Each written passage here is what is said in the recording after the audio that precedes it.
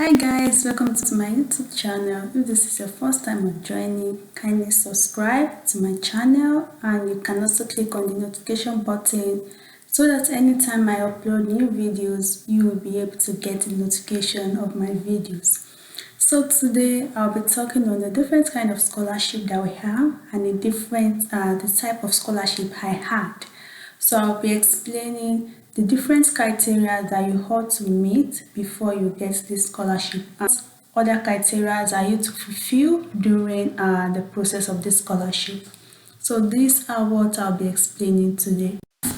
So there are different kind of scholarship that we have. There are organization-based scholarship, there are scholarship given by some kind of NGOs, there are scholarship given by countries, and there are scholarship that are course related. So I will start from different scholarship that are given by a type of organization. For example, we have the Commonwealth Scholarship, which is a scholarship given to African students from Commonwealth countries. They expect you to get a scholarship, study in the UK, and come back to impart your country. So most times, those Commonwealth scholars, after their studies, they are expected to go back to their home country and impart their home country for at least 2 years. That is one of the criteria. And another thing is during their scholarship time, they are just to focus on their studies. So they will be paid. They will be paid for going to school, focusing on their studies, and after their studies, they are expected to leave the United Kingdom, go back to their home country, and contribute their home quota towards developing their home country.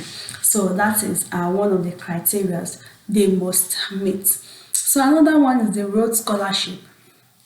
The Rhodes Scholarship is one of the prestigious scholarship. As I said in my first video, I also applied to this scholarship, so I met the first top 45, but was unable to proceed further for the other interview. So this scholarship is given to you to study either for a master's or for a PhD at University of Oxford. So you will be able to study, and they will be able to pay you your school fee. Also, they pay you stipend for studying in the school. And during this process, I think the scholarship span for about 3 years. So they expect you to also gather in a school scholarship during this process, so that you'll be able to, if you are doing a PhD, you'll be able to fund your 4th year. So after this, they expect you to come back to your home country and contribute your home quota to the country, because they believe they are training you in order to be able to be useful to your society. So we also have different scholarship like the Erasmus Scholarship. We have the Japan Med Scholarship.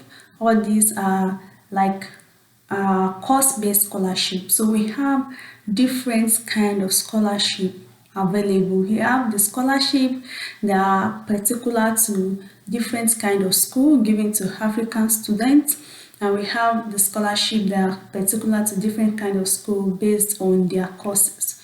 So the kind of scholarship that I have that I'll be talking about today is the scholarship given to you by your department. These scholarships are not advertised, but if you can do your due diligence and search these schools, you will be able to get this scholarship. So this scholarship I'm talking about is the research assistantship and the teaching assistantship. So how do you get this?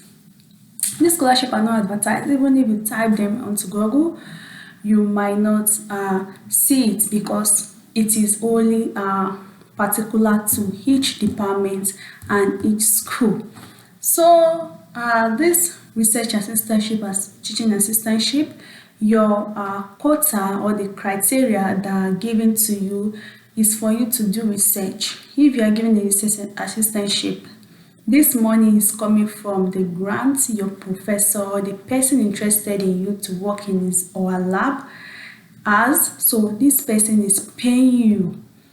That is where your funding comes from. So it's grant for this particular project. So he's paying you or she's paying you to work on that project with her or him. So the grant he has for that project, he will be paying you from the grant. So that is a research assistantship. You are working for your professor. While a teaching assistantship is from the department directly. You are expected to teach the students undergrad labs. So you are expected to teach them for 20 hours. So your work hours is for 20 hours in a week as an international student. Likewise, if you are doing research, your work hours is for 20 hours in a week. But your professor might say, okay, probably for additional 5 hours courses, they won't pay you. So it depends on what you guys relationship you guys have. So that is the difference between a research assistantship and a teaching assistantship. So these scholarship are not projected, like advertised like that. What you need to do is go to the school portal, know exactly the kind of course you want to apply to, and by clicking on the course, you click on the department. You already know the course. You click in the department. There is always a space, like an icon for funding. So when you click on this funding, you will see a place or a display where they display if we have funding or not. So most times PhD always have like full funding throughout the 5 years, while masters might not in some case, but there are also some research-based masters that has full funding. So these they won't advertise. These are hidden scholarship that people are not taking advantage of. This money is there, the grant is there, the professor has the money, the department have the money, but where are the students? Just because all people are running after is the highly advertised Chevney, Commonwealth shared, where they only pick probably like some little amount of people out of thousands that are applying.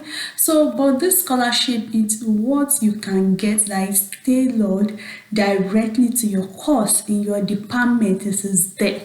They are there, different schools. All those schools, they have funding.